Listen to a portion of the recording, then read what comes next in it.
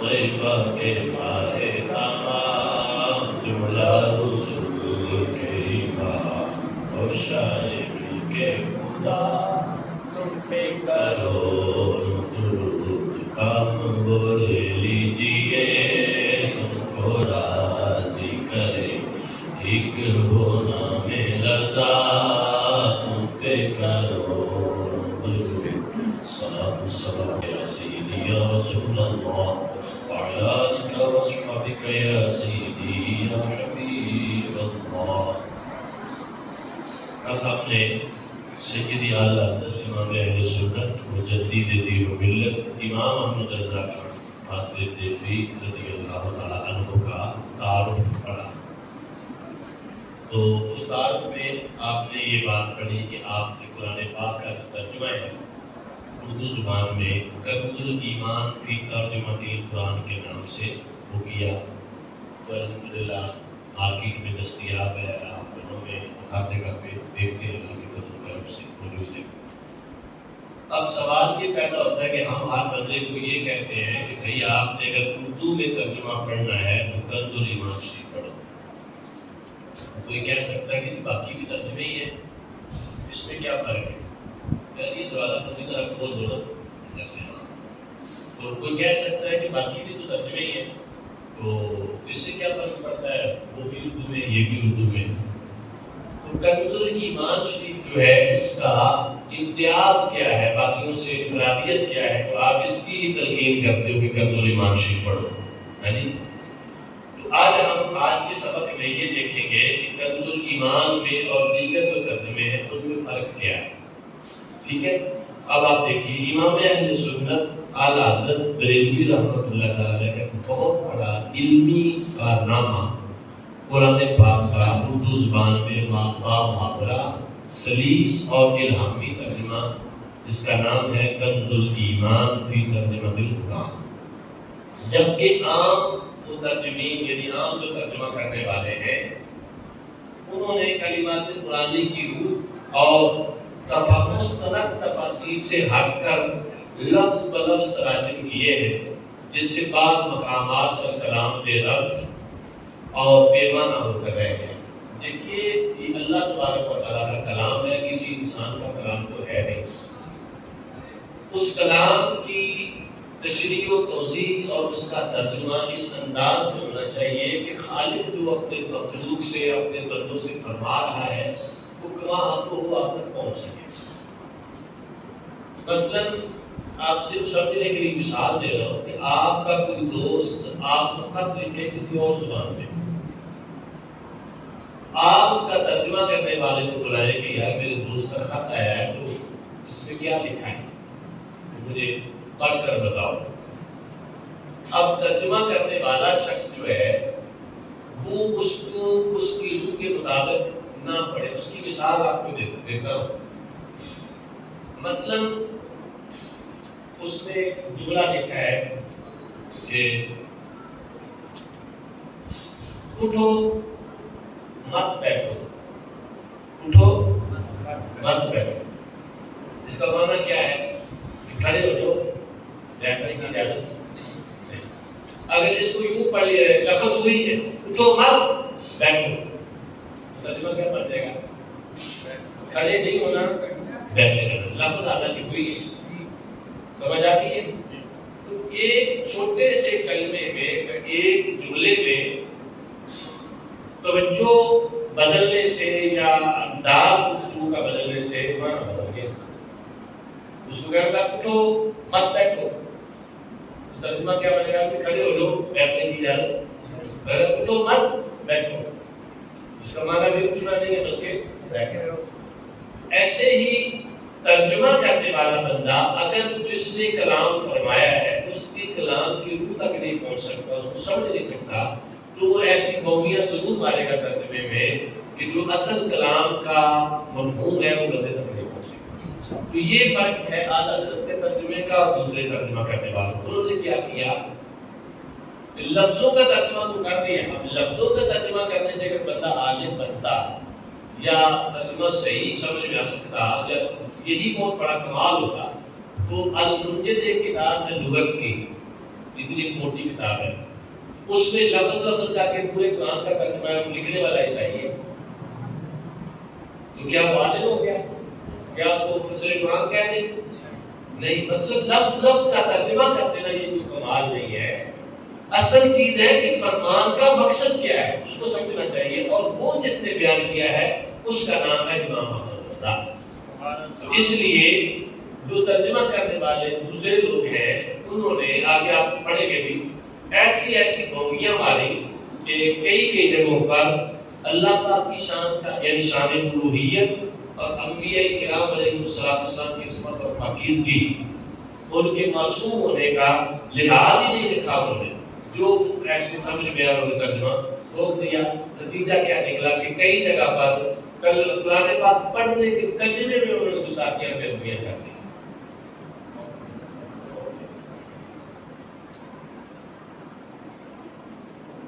اعلیٰ حضرت بریلوی قدس سرہ نے جملہ معتبر و مربجہ تفاسیر کے مطابق اللہ تعالیٰ اس کے پیارے حبیب صلی اللہ علیہ وسلم کی شان کے لائق ترجمہ کر کے مسلمانوں کو گمراہی سے بچا لیا۔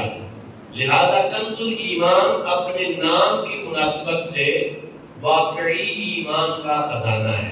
بولیے ایمان کا خزانہ ہے، الحمدللہ رب العالمین۔ اب آپ ترجمہ دیکھتے جائیے، نتیجہ کو نکالیں۔ بسم اللہ الرحمن الرحیم، یہ تو ہر مسلمان کوئی بھی اچھا کام کرنے سے پہلے، قرآن پاک پڑھنے سے پہلے، نماز پڑھنے سے پہلے، وضو کرنے سے پہلے، کھانا کھانے سے پہلے پڑھتا ہے بسم اللہ۔ اب بسم اللہ الرحمن الرحیم پڑھ لی تو اس کا ترجمہ آپ لوگوں نے اسکولوں کالجوں کی کتابوں میں جو پڑھا ہے اس کو بھی آپ سامنے رکھ لیں، اور جو اعلیٰ حضرت نے ترجمہ کیا ہے اس کو بھی سامنے رکھیں، فرق آپ کو پتہ چل جائے گا۔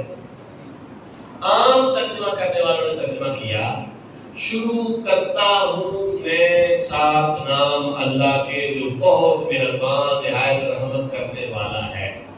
اسکولوں کالجوں میں یہی ترجمہ دیکھتے ہیں نا آپ عام طور پر، اب جو بندی بھابیوں نے بھی یہی ترجمہ کیا ہے۔ اب بندہ کہہ دو کہ اس میں کیا غلط ہے، ترجمہ کیا ہے ٹھیک ہے۔ اب آپ دیکھیں ہر کام کی ابتدا کس کے نام سے کرنی ہے؟ اللہ۔ تو یہ کہتا ہے پہلے شروع کرتا ہوں میں ساتھ نام اللہ کا۔ اللہ کا نام کتنی جگہ پہ ہے؟ جا کے چھٹی ساتویں جگہ پہ اللہ کا نام ہے، تو یہ اللہ کے نام سے شروع ہوا ہے، اللہ شروع سے شروع ہو گیا، اللہ کے نام سے شروع نہیں ہوا، تو پہلی گڑبڑ تو یہی ہوگی کہ اللہ کے نام سے شروع نہیں ہوا۔ تو اچھا 6 الفاظ پہلے ہے، 7ویں جگہ پر جا کر اللہ تعالیٰ کا نام ہے۔ اب 6 غلطیاں تو یہ ہوگی، بسم اللہ کے ترجمے میں ابتدا سے 6 غلطیاں ہو گئی۔ قانون یہ ہے کہ عربی زبان سے اردو میں ترجمہ کیا جائے تو مضاف الیہ پہلے اور مضاف بعد میں آتا ہے۔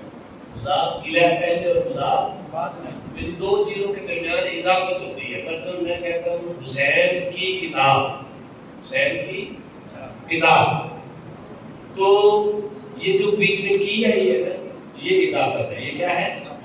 حسین کی کتاب کا مطلب ہے کہ کتاب کی اضافت حسین کی طرف کی گئی ہے، کتاب کی اضافت ہے حسین، اس میں مضاف الیہ ہے اور کتاب ہے مضاف۔ عربی میں جب لفظ بولتے ہیں تو یہ ہوتا ہے کتاب و حسین، کتاب و، تو اس کا ترجمہ کیا کریں گے؟ حسین کی کتاب، حسین کی کتاب کا کیا نام ہے؟ عبداللہ۔ عبداللہ کے ساتھ پر ٹوپی پہنی ہوئی نا، ٹوپی کو عربی میں کہتے ہیں قلم سوا، کیا کہتے ہیں؟ قلم سوا تو عبداللہ، قلم سوا تو عبداللہ، اس کا ترجمہ کیا ہوگا؟ عبداللہ کی ٹوپی، عبداللہ کی کیپ جو اس نے پہنی ہوئی، ٹھیک ہے۔ آپ کا کیا نام ہے؟ محمد سہیب۔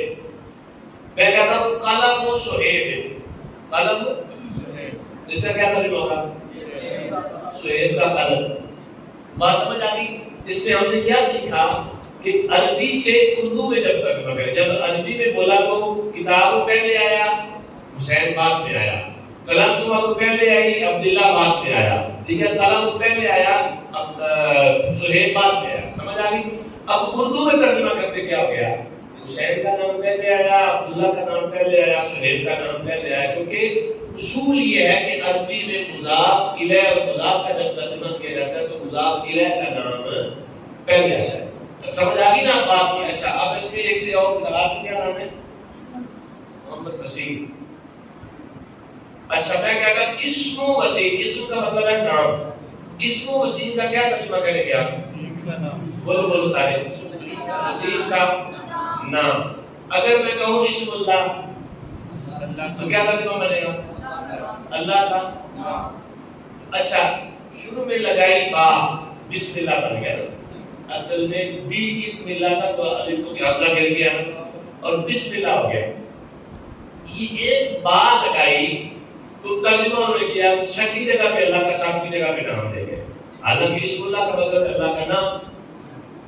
تو بسم اللہ یہ ابتدا کے لیے شروع کے لیے ہے، اس کا نام ہونا چاہیے اللہ کے نام سے شروع کرتا ہوں میں، ساتھ نام اللہ کے لگے اور تھوڑا کام کرتا شروع کرتا ہوں اللہ کے نام سے.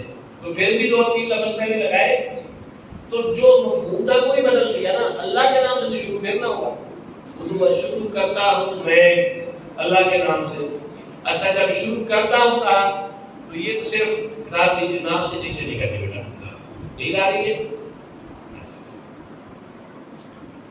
تو یہ اپنے ترجمہ کیا شروع کرتا ہوں.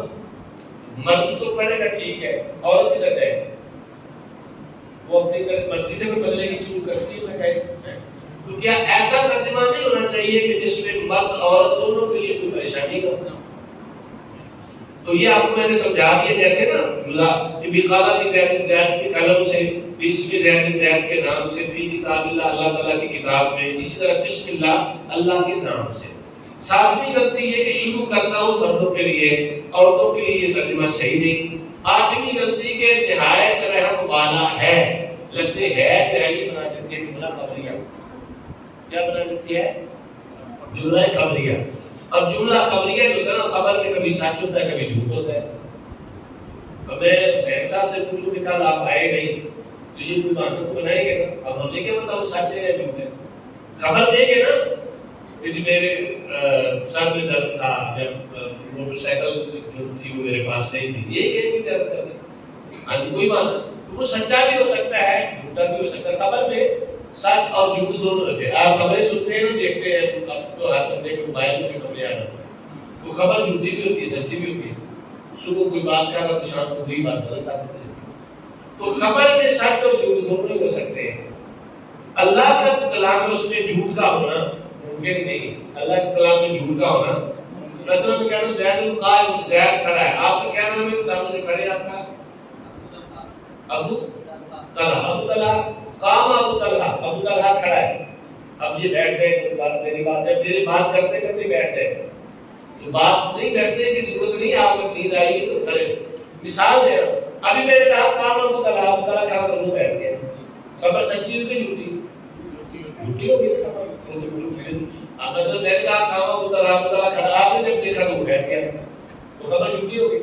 تو اللہ کے کلام میں سچ ہی ہوتا ہے، جھوٹ کا کوئی احتمال بھی باقی نہیں ہوتا. حضرت پریمی نے کیا ترجمہ کیا؟ اللہ کے نام سے شروع.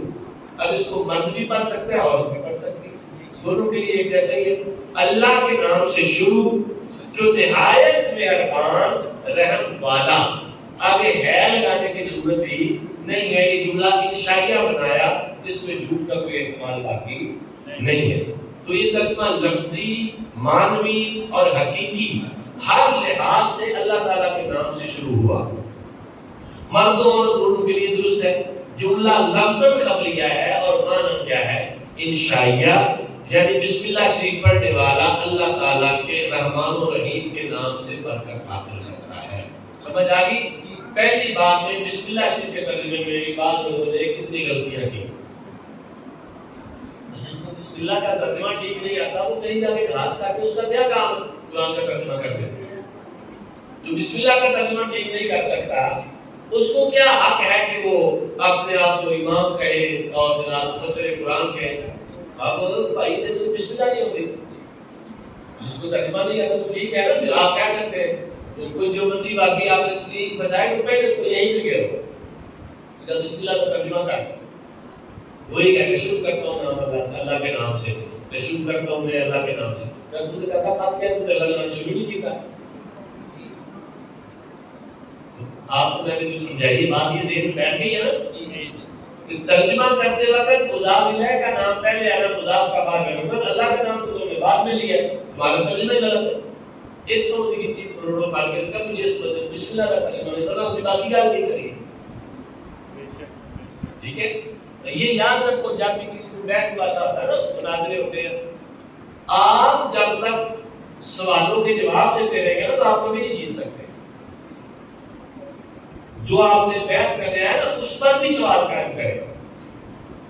اس کی آپ کو میں ایک مثال دیتا ہوں. ایک مصور تھا, ایک تصویر بنانے والا, اس نے تصویر بنائی, بڑی شاندار تصویر بنا کے چوک پہ لگا دی اور لکھ دیا کہ اس تصویر میں جہاں کہیں غلطی ہو اس کو درست ہو, اس پر نشان لگا دیں. سویرے اٹھ کے بیچارہ دیکھنا نشان لگ گیا سارا.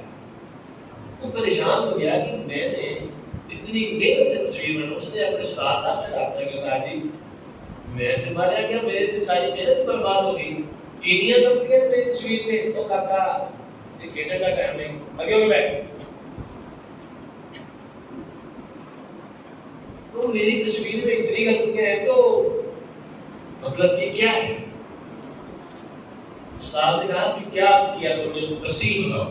نہیں, میں نے بڑی محنت سے تصویر بنائی, بنا کر لگائی چوک پہ اور لکھ دیا اس میں جہاں کہیں غلطی ہو وہاں نشان لگا دو. وہاں صبح میں نے جا کے دیکھا نشانات کی برباد ہے.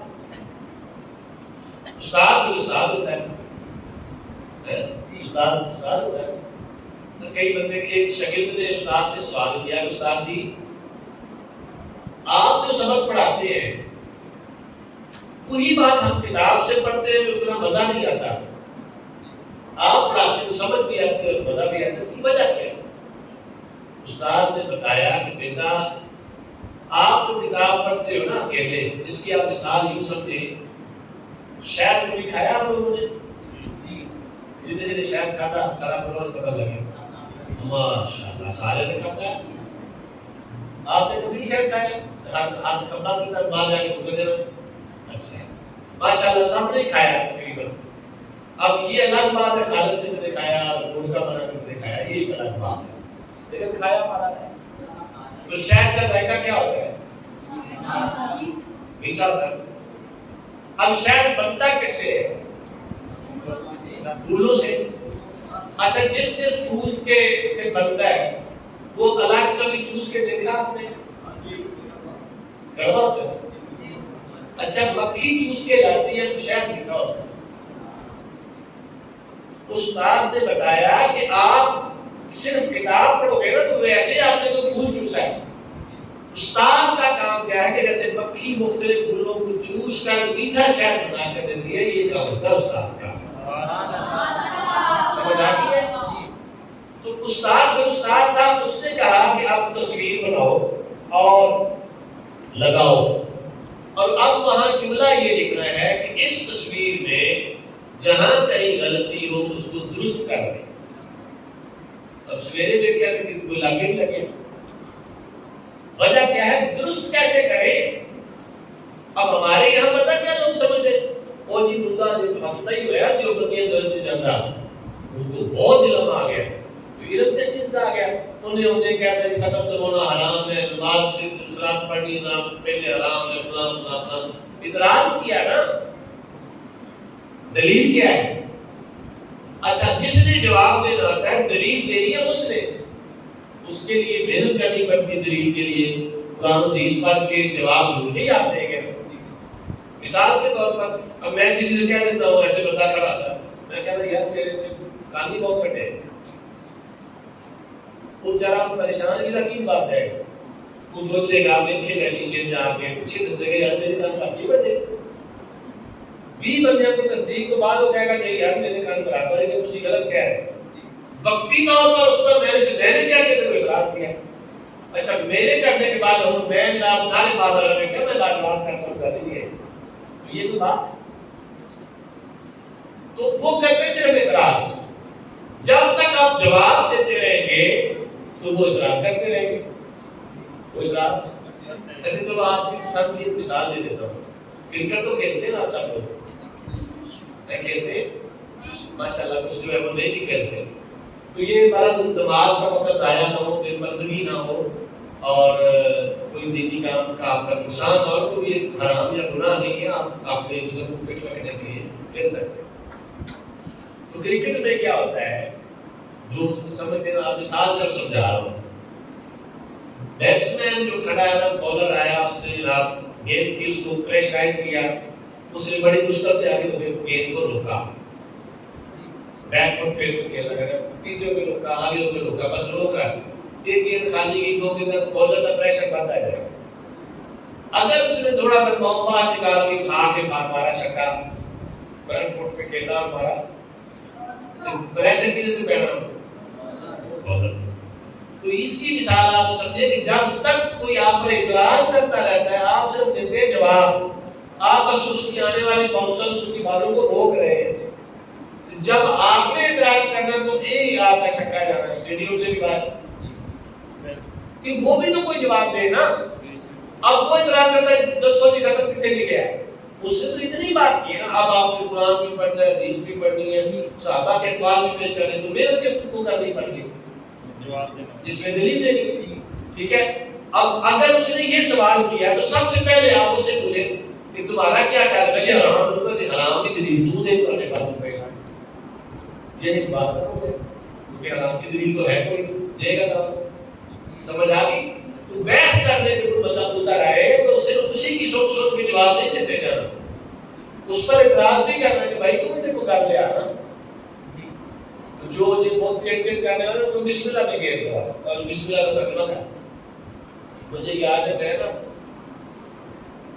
پہلے سال میں پڑھتا تھا تو اپنے گاؤں جا رہا تھا، بس کی چھت پہ بیٹھ کے اسٹوڈنٹ تو تھے نا، بڑا میرے پاس بس کی چھت پہ بیٹھ کے جا رہا تھا. ایک نا بڑا کھراٹ سا مولوی نے بندی نا، وہ بھی چھت پہ بیٹھا ہوا تھا. وہ مجھے پوچھتا بھی کہاں پڑھتے ہو، تو بھی میں نے کہا میں رضا کا نام تھا. تو رضا کا نام تو ایکچولی میزائل تھا جو بندی مانتے. اچھا اس نے کہا جی کیا پڑھتے ہیں، میرے ساتھ نام شروع کی تھی میں پڑھتا. انہوں نے قرآن بات ایک آیت پڑھی، ابھی ہم نے وہ ترجمہ پڑھا ہی نہیں تھا، آیت پڑھی نہیں تھی. پھر ادھر ترجمہ کر، تو میں نے اسے کہا کہ اس کا ترجمہ میں بعد میں کروں گا، آپ پہلے بسم اللہ کا ترجمہ کریں. اس نے کہا یہ کو شروع کرتا ہوں اللہ کا، آپ پر رکھیے بسم اللہ کا ترجمہ. میں کہ مولوی صاحب نے ترجمہ کر دیا. ترجمہ یا حضرت صاحب نے یہ پڑھایا تھا، سکھایا ہوا تھا، سمجھائی تھی چیزیں ساری دورے میں پڑھی ہوئی تھی، ابھی تو درس میں ابھی بات شروع کی. میں کہ مولوی صاحب نے ترجمہ کر دیا. میں بالکل میرے تقریباً 13-14 سال عمر میں ہوں. غلط کیسے کیا؟ میں نے کہا کہ ترجمہ آپ نے ٹھیک نہیں کیا. اس نے یہ ترجمہ شروع کرتا ہوں اللہ کے نام سے. میں نے کہا یہ شروع کرتا ہوں کس کا ترجمہ ہے، اس پر کچھ کر گیا. تو 5 سال میں کوئی ادھر جائے ادھر جائے، میں کہہ ادھر ادھر نہیں جانا، ترجمہ پہلے بسم اللہ. بس کہتا یار پھر میں سے تھوڑا بدل جاتا. تو مطلب یہ ہے کہ کبھی ایسا موقع آئے تو ان کو بھائی پہلے بسم اللہ کا ترجمہ کرو. اگلی انسانی گالی بات نہیں، بسم اللہ تو ابتدا ہوتی ہر شے. ایک جو فارغ ہوتے ہیں بسم اللہ کا ترجمہ کرتے ہیں، قرآن کا ترجمہ نہیں چھوڑا، پھر دو اللہ کا انشاء اللہ چلے گئے. تو اگر وہ آپ نے آپ پر اس نے اعتراض کیا، آپ اس پر جواب دینے لگ جائیں گے، وہ اگلا کر دے گا، وہ کریں گے آپ اس سے اگلا کر دے گا. آپ ساری زندگی میں جواب دیتے رہے. ہم اپنے ساتھیوں کو، اپنے طالب علموں کو، اپنے سنی اجلاس میں وہ سوال کے ان کے جوابات دیں. ان سے نہیں ایسی بات کریں، دوسرے لوگوں کی بات ہے جو اعتراض کرتے ہیں آپ کو نیچا دکھانے کے لیے یا آپ کے مسلک پر ہٹ کرنے کے لیے، ان کو جواب ایسے دیں. اپنا بندہ اگر کوئی سوال پوچھتا ہے اس کے سوال کا جواب تسلی بخش دیں پوری طریقے سے. اگر ذہن میں نہیں ہے تو اس سے ٹائم لے لیں کہ بھائی میں کتاب سے دیکھ کر یا استاد صاحب سے پوچھ کر کل آپ کو بتاؤں. مثلا آپ کسی مسجد میں امام ہے، بندہ پوچھ لیتا ہے، یہ ہوتا ہے کہ یہ ہمارے امام نا غصہ کر جاتے ہیں، ان سے کوئی مسئلہ پوچھ لیتے ہیں. اب یہ نور النظام ہماری فقہ کی ابتدائی کتابوں میں سے ایک کتاب مدارس میں پہلے سال میں درس نظامیہ میں پڑھائی جاتی ہے. اس میں لکھا ہوا مسئلہ کہ पुराने जमाने खूह नहीं से पानी का तो मोतिया ना पानी का खूह में अगर कोई चूहा दिख जाए, कुत्ता दिख जाए, कोई जानवर दिख जाए, वो बोल जाए, फट जाए, तो सारी तफसील लिखी है कि कुत्ता दिखे तो कितने डोल कटने ने, बड़ा जानवर दिखे कितने डोल कटने ने, चूहा दिख जाए कितने डोल कटने ने, ये सारी करता कि पानी पाक हो जाए।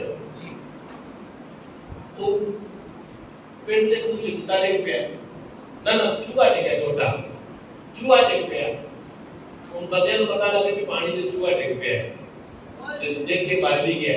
उन मौलवी साहब को मसला पूछना है, उनका साथ की वो अपने खूह से चूहा दिख गया, कितने डोल पानी के कटने ने पाक करना, वो बेचारे को होता कोई से भी कितने डोल कटने, वो पकी रोटी पड़ के मां पड़े ऐसे थे, तो रोटी तो भाई लाई थी।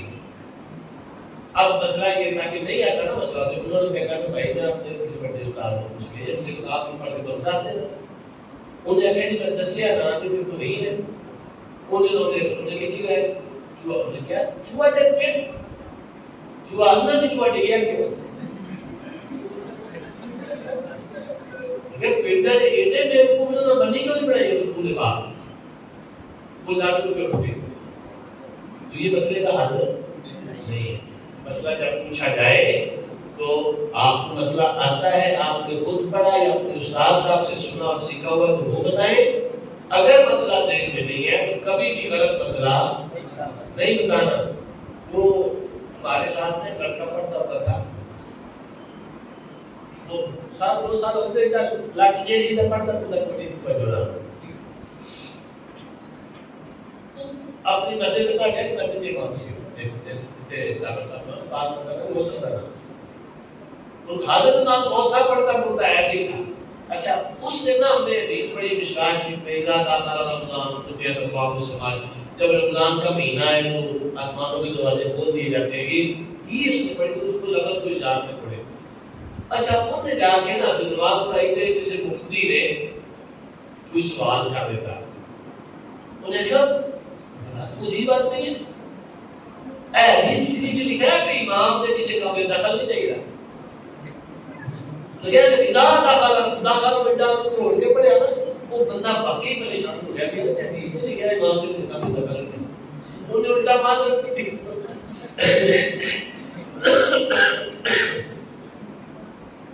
उल्टा ने माफी मांगी तो साथी को माफी दे दे, गलती हो गई है, मैं बड़ी गाल से दखल दे दूं।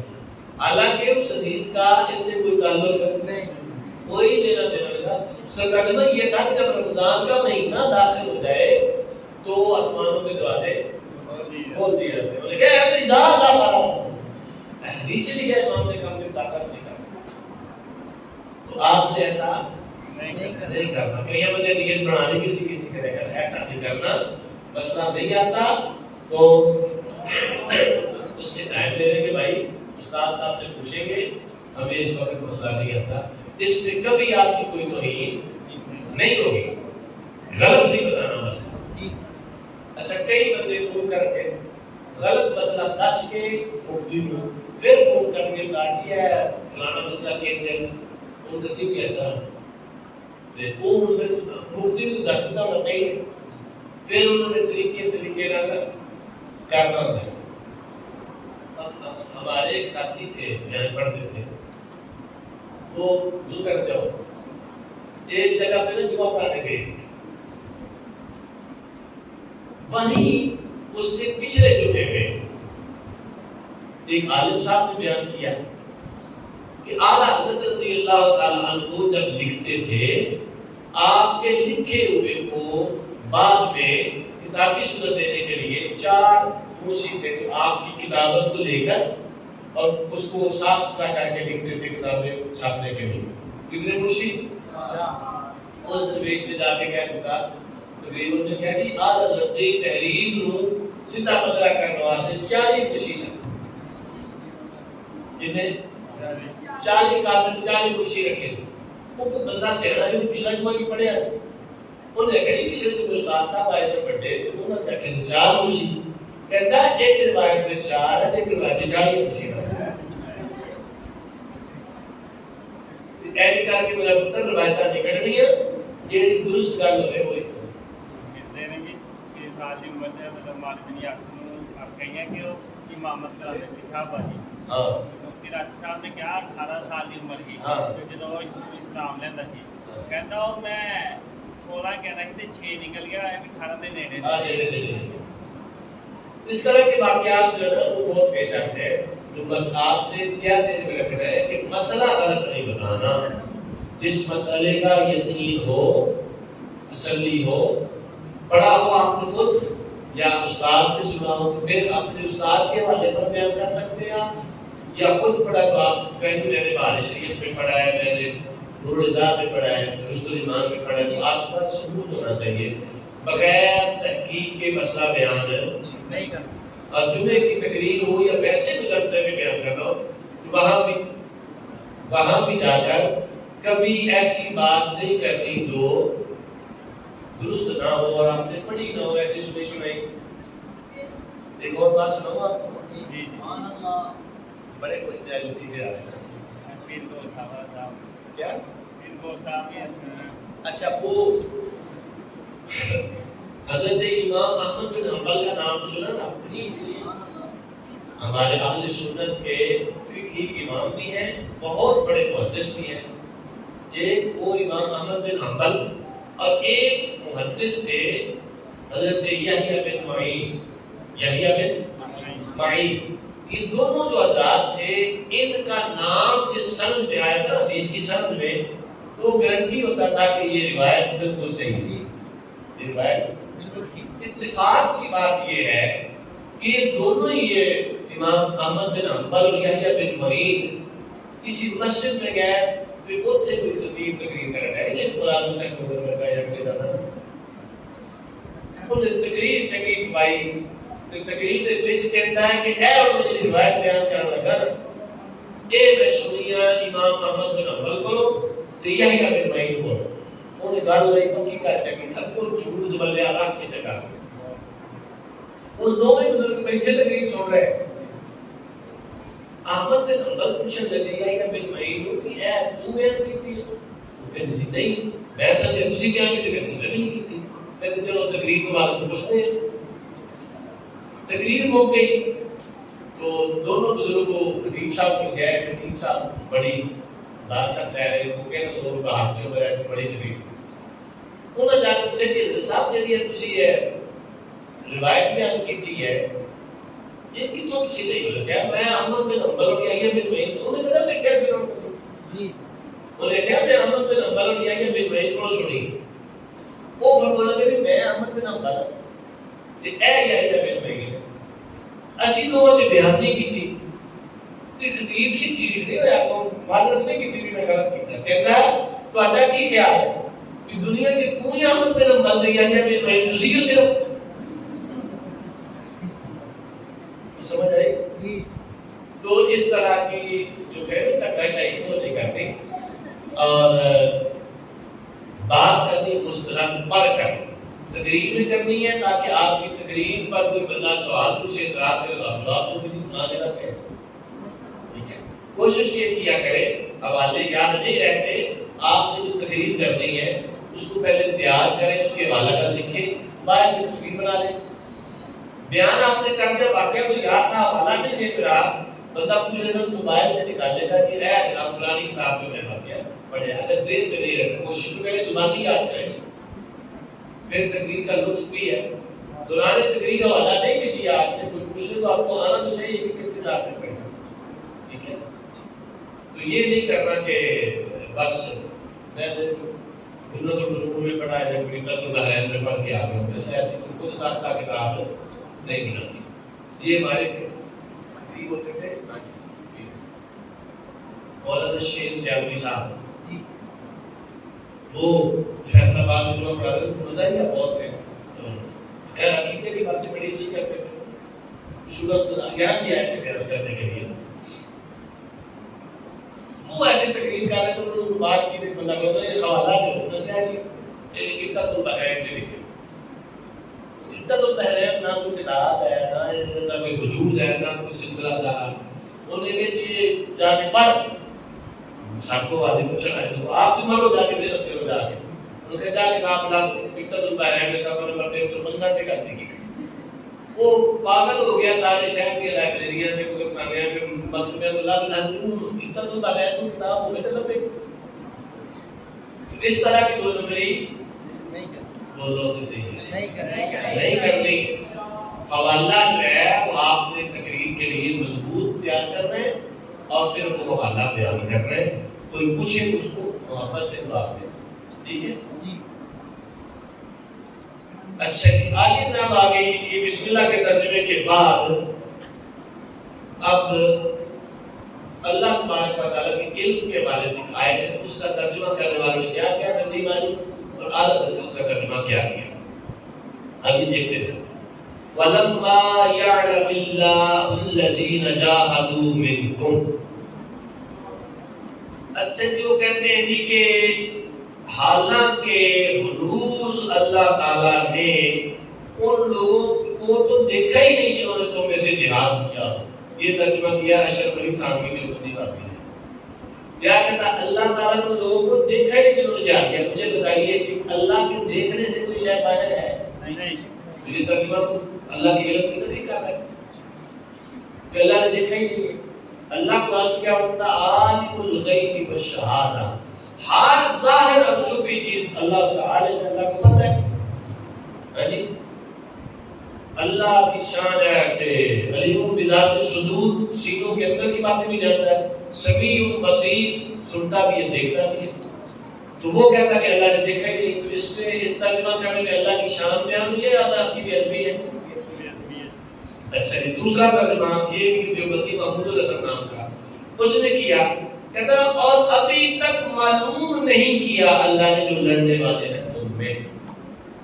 معلوم نہیں کیا کہ مطلب مثال کے طور پر میں اب کہتا ہوں آپ مجھ سے کوئی بات مجھے کہتا مجھے معلوم نہیں مجھے معلوم نہیں آپ مجھے کیا ٹمپریچر کتنا ہے میں کہتا ہے مجھے معلوم نہیں ہے ابھی میں نے چیک نہیں کیا دیکھا نہیں اس کا مطلب مجھے پتا وہ کہتے ہیں کہ اللہ نے بھی معلوم نہیں کیا اس کا مطلب اللہ کو بھی معاذ اللہ پتا نہیں جو یہ کہیں کہ اللہ کو علم ہی کوئی نہیں اللہ نے بھی کسی بھائی دونوں کھڑے ہو تو ادھر بیٹھ ادھر آ دل کے آؤ ان کے پاس بیٹھ دس شاباش نہیں سامنے آ سامنے نہیں بیٹھا نہیں کھڑے رہنا کھڑے چل ایک دوسرے دیکھنا بھی نہیں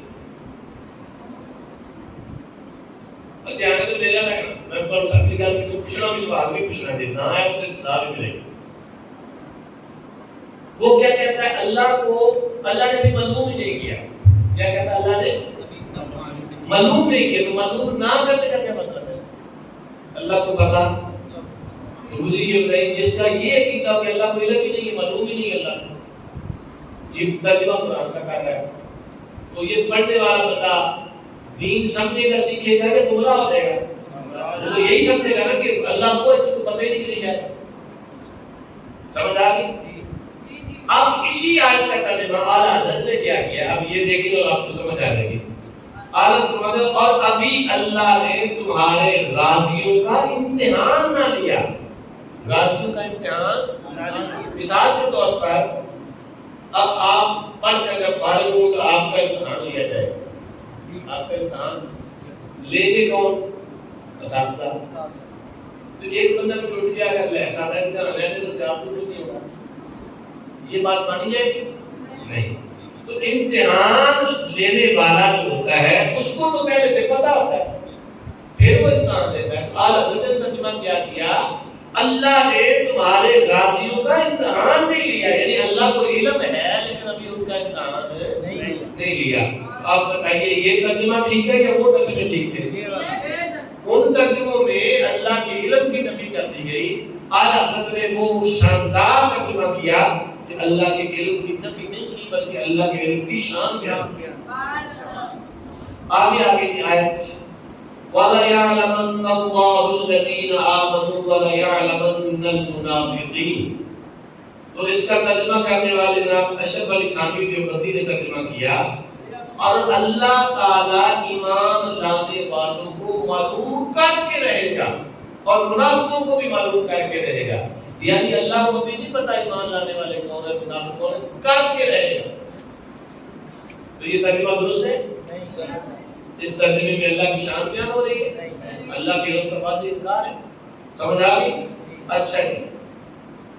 اور دوسرا جناب آگے ترجمہ کیا فتح و منزلت نے، وہ کہتا ہے خدا ان کو ضرور معلوم کرے گا، جو مومن ہیں اور منافقوں کو بھی معلوم کر کے رہے گا. دونوں کا ترجمہ اللہ کی شان کے لائق ہے نہیں ہے نا. وہ کہتے کر کے رہے گا یعنی اللہ کو بھی معلوم نہیں ہے. اچھا تو وہ بھی ترجمہ سے ظاہر ہے کہ اللہ کو نہ پہلے معلوم نہ فی الحال معلوم، آئندہ اللہ تعالیٰ مومنوں اور منافقوں کو معلوم کرے گا. حالانکہ اللہ تبارک و تعالیٰ کو ہر شے کا ہمیشہ علم ہے.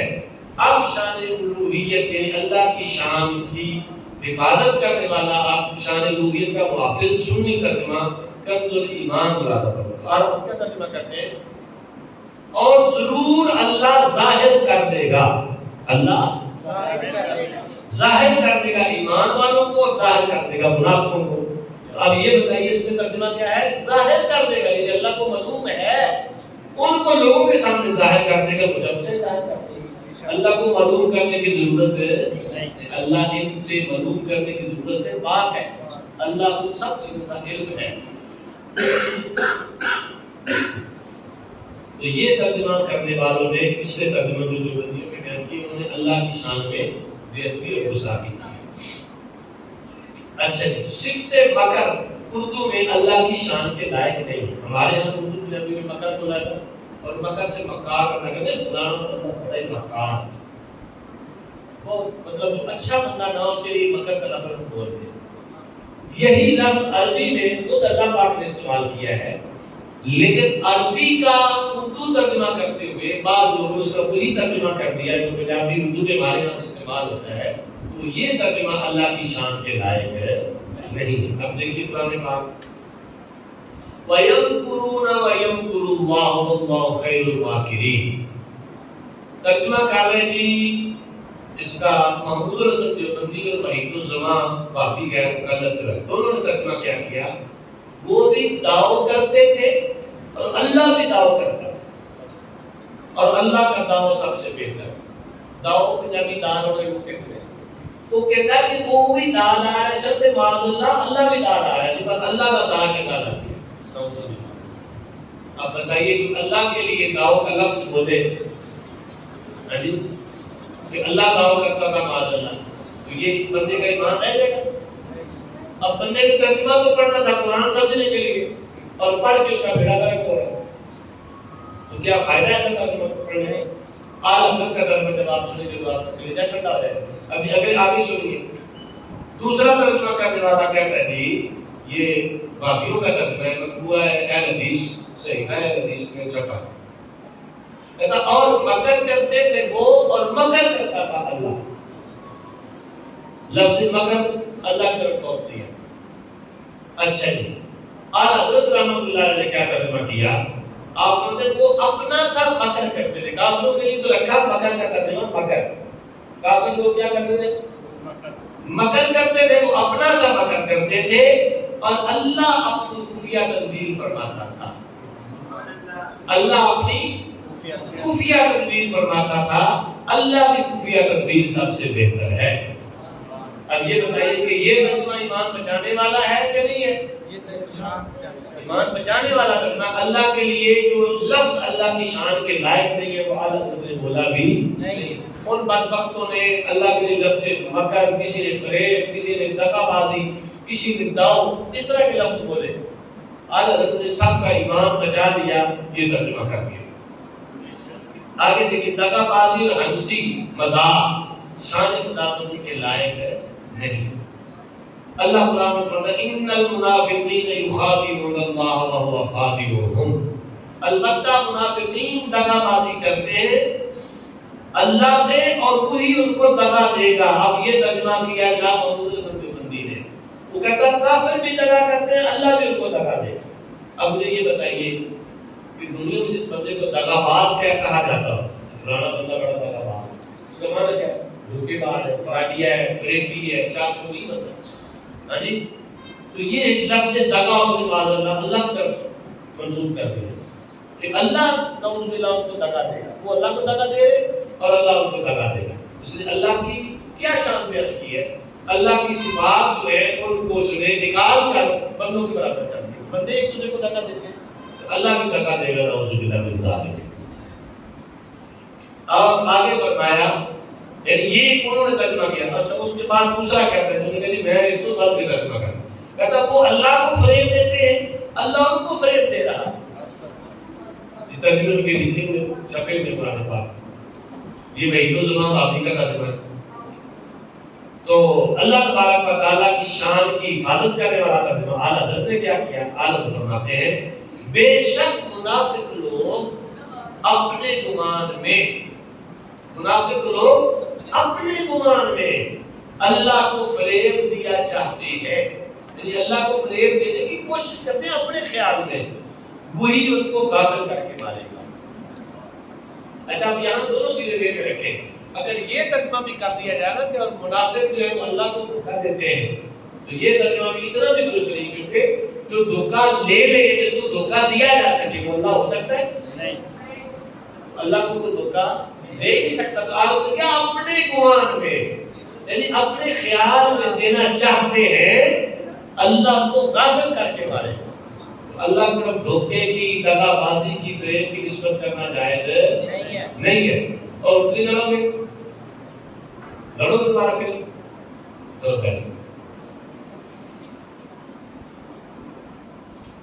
اچھا اب آگے جناب قرآن پاک کی آیت پہلے پارے سے اللہ یستہزئ بہم، پڑھو ذرا سارے اللہ یستہزئ بہم. مودودی جو جماعت اسلامی کا بانی تھا، جس جماعت اسلامی کا نہیں، وہ کہتا ہے کہ اللہ ان سے مذاق کر رہا ہے. مجھے بتائیے جو مذاق کر رہا وہ برا ہوتا ہے؟ مذاق کرنا تو بندوں کا کام ہے، بندے کرتے ہیں دوسرے کے ساتھ، اور مذاق کرنا تو اچھا کام ہے بھی نہیں، یہ کوئی اچھا کام نہیں ہے. تو وہ کہہ رہا ہے اللہ مذاق کر رہا ہے. تو جو یہ نسبت کر دے کہ اللہ کرو کہ اللہ مذاق کر رہا ہے، تو مجھے آپ بتائیے کیا یہ وہ اللہ کی شان بیان کر رہے ہیں کہ اللہ کی بےعزتی کر رہے ہیں؟ اچھا دوسرا کہتا ہے کہ بالکل صحیح کہتا ہے، میں کرنا وہ کہتا ہے اللہ ہنسی کرتا ان سے. تو حق وہ تو لگ گیا، انہوں نے کہا اللہ انہوں نے ہنسا کر دیا. تیسرا جو وحید الزمان غیر مقرر کافی وہ ان دونوں سے آگے بڑھے، اس نے کہا اللہ ان سے دل لگی کرتا ہے. تو یہ ترجمے پاک اگر مجھے بتائیں بندے کا ایمان ہے نہیں. اعلیٰ حضرت رحمۃ اللہ تعالیٰ نے کیا ترجمہ کیا؟ کہتے اللہ ان سے استہزاء فرماتا ہے جیسا اس کی شان کے لائق ہے. لفظ استہزاء کا اردو میں ترجمہ بنتا نہیں تھا اللہ کی شان کے لائق، اعلیٰ حضرت نے اس کا ترجمہ کیا ہی نہیں. یہ حروف جو ہے نا مشبہات بھی کچھ ہوتے ہیں قرآن پاک میں، متشابہات بھی ہیں. تو متشابہات کا ترجمہ عام بندے کی سمجھ میں نہیں آ سکتا ہے، اس لیے اس کا ترجمہ ہی نہیں آپ نے کیا. کہا اللہ ان سے استہزاء فرماتا ہے جیسا اس کی شان کے لائق ہے. استہزاء بھی وہ جو اس کی شان کے لائق ہے. تو یہ اعلیٰ حضرت نے ترجمہ کیا. یہ ترجمہ کر کے اعلیٰ حضرت نے کروڑوں لوگوں کا ایمان محفوظ کیا کہ نہیں کیا؟ آگے فرمایا اللہ فرماتا ہے وَوَجَدَكَ ضَالًّا فَهَدَىٰ.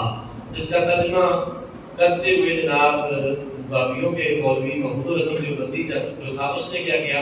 اور پایا تجھ کو بھٹکتا پھر راہ سجائی. نبی پاک صلی اللہ تعالی علیہ وسلم کے لیے کہہ رہا ہے حضور کو کہ آپ بھٹک رہے تھے معاذ اللہ تعالیٰ، تو پھر اللہ نے رستہ دکھایا.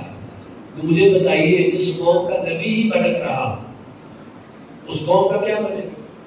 ہاں جی.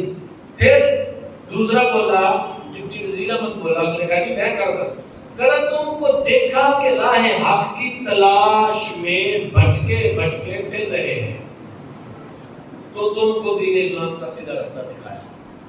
حضور نبی پاک صلی اللہ تعالی علیہ وسلم اللہ کے نبی ہیں، اور نبی بھی بھلا کبھی بھٹک سکتا ہے؟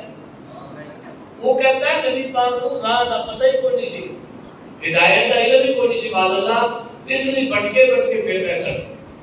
تو اللہ نے پھر اسلام کا راستہ دکھایا. یہ آپ کسی غیر مسلم کے لیے، کافر کے لیے، جاہل کے لیے تو ایسا کہہ سکتے ہیں کہ اس کو اسلام کا رستہ معلوم نہیں تھا، وہ جہالت میں ڈوبا ہوا تھا یا کفر میں تھا، تو اللہ نے مہربانی کی اور اس کو اسلام کا رستہ دکھا دیا۔ اب جس نے خود اسلام کا رستہ بنایا ہے وہ کہہ رہے ان کو نہیں پتا تھا، تو ان کو پھر اللہ نے اسلام کا رستہ دکھایا۔ سمجھے؟ تو یہ ترجمہ کر کے انہوں نے بڑی اپنے دین اسلام کی خدمت کی۔ اچھا مرزا حیرت بابی جو تھا وہ کہتا جی تمہیں گم کرتا راہ پایا تو تمہیں ہدایت دی۔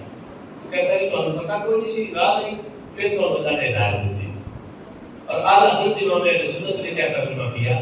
آپ کہتے ہیں اور تمہیں اپنی محبت میں خود رفتہ پایا کہ حضور اللہ کی محبت میں گم نہیں ہو گئے، تو اپنی طرف راہ دی، تو پھر اللہ پاک نے اپنی طرف رستہ دیا۔ اب یہ ترجمہ ٹھیک ہے یا وہ ترجمہ ٹھیک ہے؟